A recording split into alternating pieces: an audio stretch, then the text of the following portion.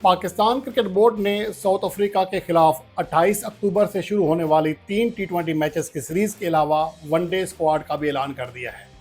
अब उसमें काफ़ी चीज़ें ऐसी हैं जो कि हैरान कुन है। एक खिलाड़ी को वनडे से निकाल कर T20 में, किसी को T20 से निकाल कर वनडे में डाला गया है, जिसकी कोई लॉजिक नहीं है। सिर्फ ये कि उखाड़ पिछाड़ के नाम से काफ़ी चीज़ें की गई हैं। सबसे जो हैरान कुन चीज़ है वो फ़खर जमान को T20 स्क्वाड से ड्रॉप करना है। गो के मैं उनकी कारकर्दगी का डिफेंस नहीं कर रहा, उनका स्ट्राइक रेट खासा नीचे रहा है, लेकिन असल चीज़ ये है, आप फ़खर जमान को पाकिस्तान का मैन T20 बैटर मानते हैं। अगर आपने इस तरह उधर ड्रॉप करना था तो फिर मुझे समझ नहीं आती है कि फिर आपके पास और कौन सा ऑप्शन है। फ़खर जमान की कारकर्दगी के हवाले से मैं हमेशा कहता रहा हूँ कि टॉप 3 पोजीशन पर वो जदोजहद करता है, उसका स्ट्राइक रेट उस तरह नहीं होता जिस तरह के हम अज्यूम करते हैं, लेकिन चौथे नंबर पर वो खासा सेट हो चुका था और 2024 का आप स्टेट्स उठा के देख लें तो शानदार परफॉर्मेंस भी दे रहा था। लेकिन हैरानकुन तौर पर एक खिलाड़ी जो कि इससे पहले भी लगातार 2.5 साल तक as a opener T20 format में फेल हुआ था, उसे ज़बरदस्ती दोबारा फिर सिर्फ इस वजह से कि हम ये बात साबित करने में के काबिल हो जाएं कि फ़खर जमान के साथ ज़्यादती की गई थी। वो टॉप ऑर्डर का बैट्समैन था, वो ओपनर था, फ़खर जमान को रिजवान और बाबर आजम ओपनिंग नहीं करने देते थे। सिर्फ इसी वजह से फ़खर जमान को तब उसकी पोजीशन चेंज की गई जब वो चौथे नंबर पर मुकम्मल तौर पर सेट हो चुका था। तो एक तो ये हैरानकुन फैसला है। और बाबर आजम की बहरहाल वापसी हुई है और साउथ अफ्रीका के खिलाफ टेस्ट 50 का उन्हें बहरहाल जो है इनाम मिला है। और उसके साथ साथ मोहम्मद रिजवान की वापसी नहीं हो सकी है, मोहम्मद हारिस को ड्रॉप कर दिया गया है, उस्मान खान को पाकिस्तान की T20 टीम का हिस्सा बनाया गया है। इस फैसले को गलत नहीं कहा जा सकता, क्योंकि अगर आपने मोहम्मद रिजवान के साथ नहीं जाना, उसके साथ आपका कोई पर्सनल मसला बन गया है, तो फिर आपके लिए जो सेकंड बेस्ट ऑप्शन है वो उस्मान खान ही है, ख़ास तौर पर जब आप एशियन कंडीशंस में खेल रहे हों। और मुझे लगता है कि उस्मान खान इस सीरीज़ का अहम खिलाड़ी साबित हो सकता है, ख़ास तौर पर जब पाकिस्तान ने आगे तमाम अपनी सीरीज़ या तो पाकिस्तान में खेलनी है या फिर T20 वर्ल्ड कप 2026 श्रीलंका में खेलना है। तो इन कंडीशंस में आपके लिए उस्मान खान का होना बेहद ज़रूरी है, क्योंकि मोहम्मद हारिस जो हैं वो जदोजहद कर रहे हैं, वो स्पिन ट्रैक पर भी नहीं खेल पा रहे हैं, पेस पर भी नहीं खेल पा रहे हैं, तो वो जदोजहद करते आ रहे थे। लेकिन बहरहाल उस्मान खान की वापसी हुई है। पाकिस्तान की अगर T20 स्क्वाड की पहले बात कर लेते हैं तो उसमें 5 तब्दीलियाँ हुई हैं और उस्मान तारिक को पहली बार शामिल किया गया है, तो इसको मिलाकर 6 तब्दीलियाँ बनती हैं। यानी कि आपकी जो सोच है, आपकी जो पैटर्न है, वो एक सीरीज़ के बाद चेंज हो जाता है, कोई मंतक नहीं है। आपकी जो प्लानिंग है बजाय दूर दो एक हफ्ते के अंदर एक सीरीज़ के बाद एक्सपोज हो जाती है, आपको मजबूरन हर सीरीज़ में 4-5 तब्दीलियाँ करनी पड़ती हैं। तो इस कदर जब तब्दीलियाँ होती हैं तो कभी भी टीम सेट नहीं होती है। अलबत्ता ये नहीं कहा जा सकता कि ये तब्दीलियाँ गलत हैं, लेकिन ये ज़रूर है कि पहले ही सिलेक्शन गलत थी जिसका खमियाजा हमें भुगतना पड़ा। अभी भी कुछ सिलेक्शन ऐसी हैं जिनके ऊपर बात की जा सकती है, लेकिन उसके बावजूद अभी भी ये कह सकते हैं कि T20 एशिया कप से और ट्रायंगुलर सीरीज से निस्बतन बेहतर स्क्वाड मुंतखब किया गया है।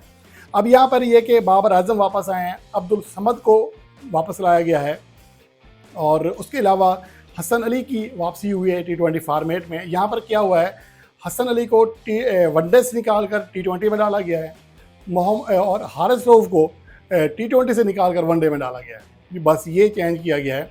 उसके अलावा उस्मान खान की वापसी हुई है, नसीम शाह की वापसी हुई है, और नसीम शाह की वापसी सिर्फ बड़े नाम की वजह से हुई है। मौजूदा वक्त में उनकी कारकर्दगी में कोई अभी बेहतरी नहीं आई थी, लेकिन चलें, जहाँ इतने प्लेयर्स को मौके मिल रहे हैं तो नसीम शाह का क्या कसूर है। अगर वो मुकम्मल फिट है तो मुझे लगता है कि नसीम शाह के अंदर एबिलिटी है कि वो ख़ुद को मनवा सके। उसके अलावा जो खिलाड़ी ड्रॉप हुए हैं उनमें फ़खर जमान हैं, हारिस रऊफ हैं, हुसैन तलत हैं, खुशदिल शाह हैं और सुफियान मुकीम हैं।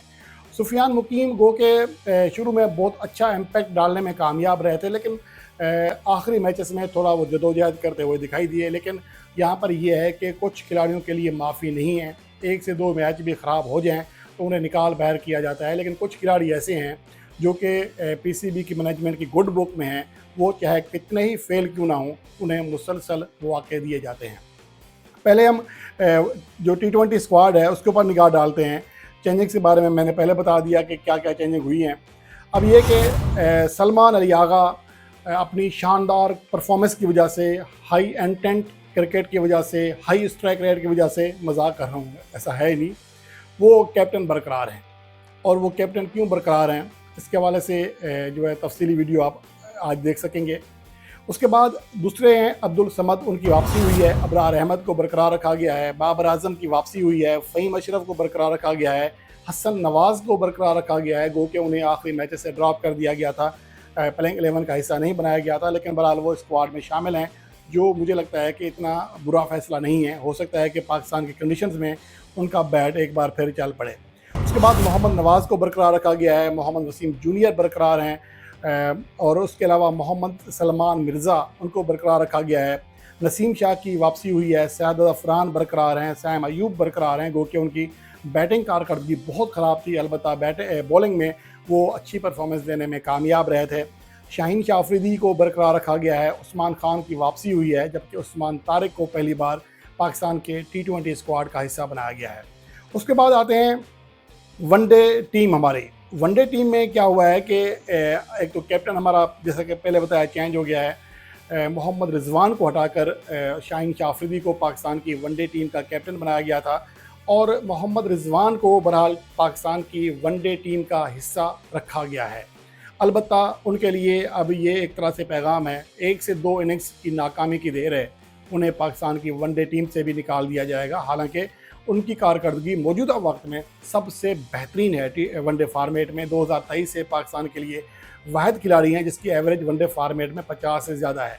2024 में सबसे ऊपर रहे, 2025 में दूसरे नंबर पर हैं रन्स के एतबार से, और लेकिन इसके बावजूद उनके लिए अब तलवार लटका दी गई है, और ये बात मोहम्मद रिजवान भी बाखूबी जानते हैं। उसके अलावा अब्दुल्ला शफीक को ड्रॉप किया गया, जो कि बहुत अच्छा फ़ैसला है, बहुत देर से फ़ैसला किया गया। उनकी कारकर्दगी के ऊपर टेस्ट फार्मेट में भी सवाल निशान है, वनडे फार्मेट में भी सवाल निशान है, लेकिन ये खिलाड़ी फेल होता है, फिर डोमेस्टिक क्रिकेट में फेल होता है, फिर उसे इंटरनेशनल टीम में ले आते हैं, फिर यहाँ फेल होता है, फिर उसे डोमेस्टिक क्रिकेट में भेज देते हैं।